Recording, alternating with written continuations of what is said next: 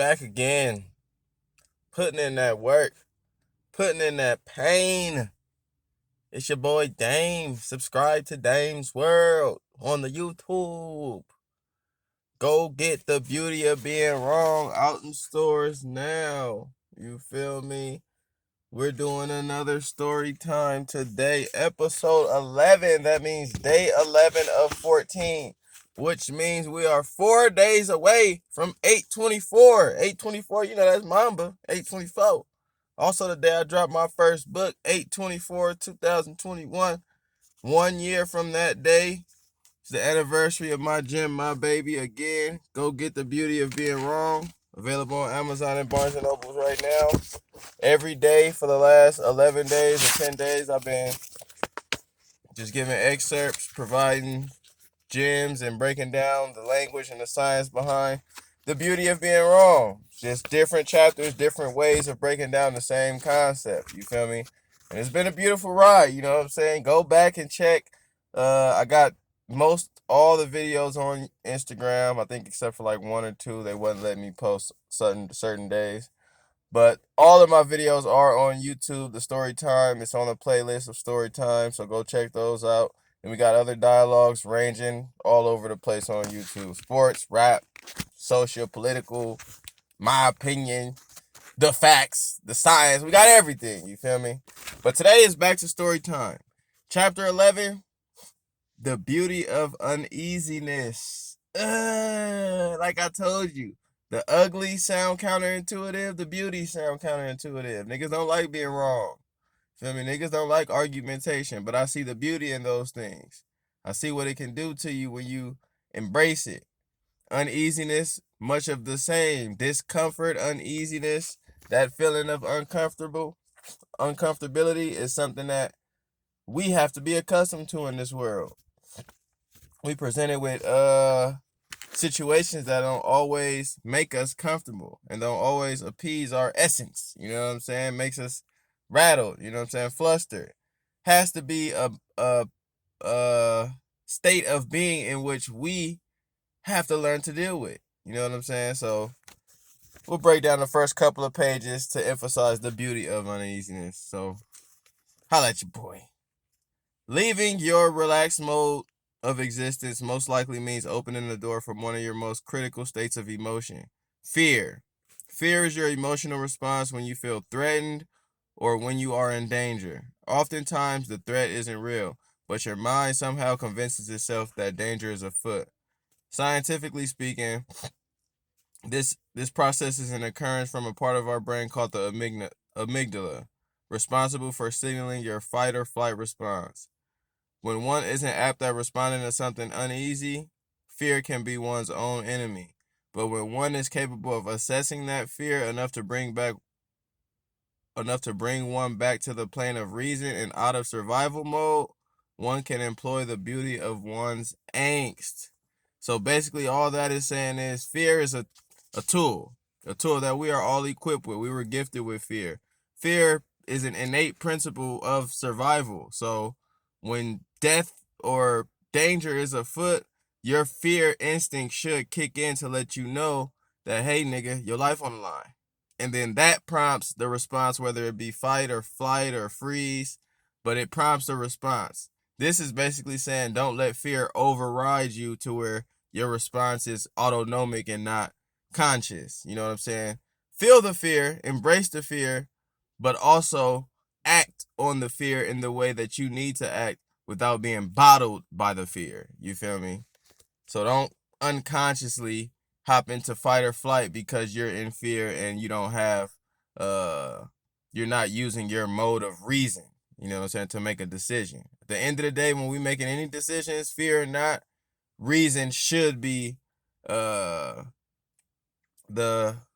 means in which we make that decision. But that's just my opinion. Where we at? Beauty of one's own. Feeling fear is almost like your mind directly telling your energy that something is wrong. While this may sometimes be accurate, often the wrongness in observation is perpetuated by unfamiliar surroundings, which may not be wrong at all, just new. So a lot of times you get fear from new situations where you're not actually in danger, but your mind is like giving you that angst and anxiety to make you feel like you're in danger, which is critical because we have to recognize this so we can calm ourselves down. Deep breaths and look around and assess the situation to realize, are we not in danger? So the mind is tripping. We got to check our own minds a lot of the time. Beauty of being wrong is all about checking your own mind, your ego, your beliefs, your thoughts. You feel me? You better you. You feel me? Don't wait for nothing else to better you. It's about self-work, self-employment to, you feel me? Challenging the mind, challenging the body, challenging the ways. So it's all a you journey. So sometimes fear can make you think you're in danger when you're not. When it's not about lurking danger, fear usually occurs when you place yourself in a foreign position, whether that's an actual environment or a poisonous thought. For the sake of this text, we're going to be focused on fear prompted by an idea. So like the thought of your future or the thought of having to do something that you don't want to do presents the fear, or the thought of someone else, whatever it may be. Fear presents a clear discomfort. With this, we have to ask ourselves how we can turn this discomfort into something beautiful. With practice, this can be the easy part. How do we practice? By embracing the fear when it comes our way. Over time, the fear will disintegrate like sand in a windy city, especially upon your mind's realization that danger is nowhere to be found outside of your head.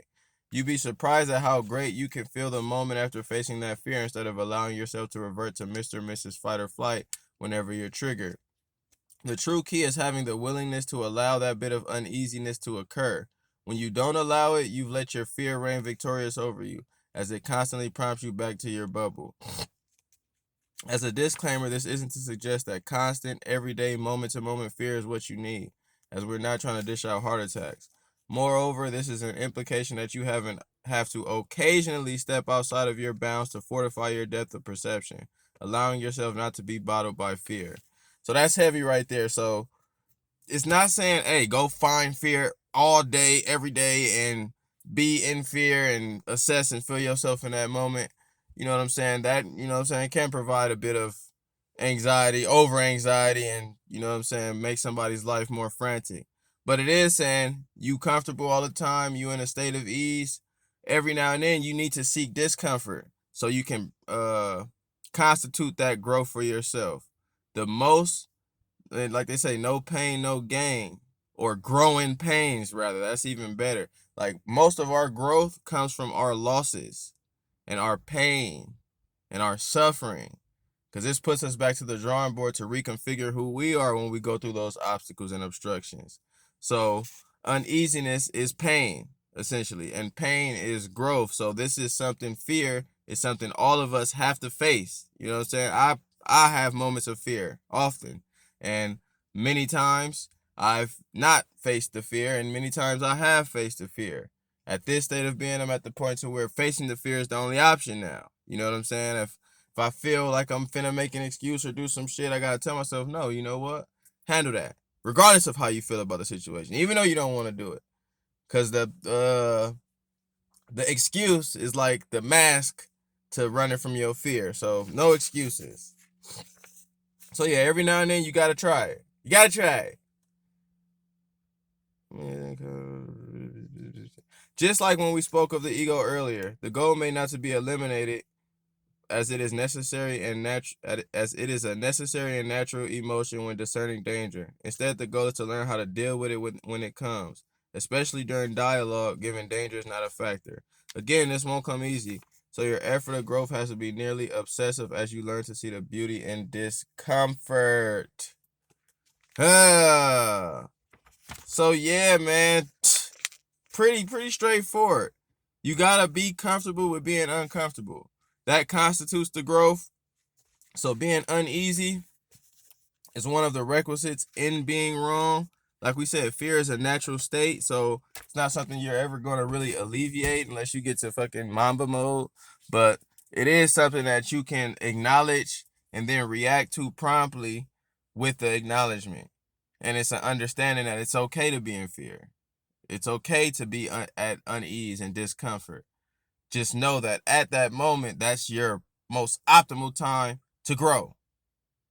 With that being said, man, it's your boy Dame, episode 11. Go get the beauty of being wrong, man. We out here. Episode 12 tomorrow.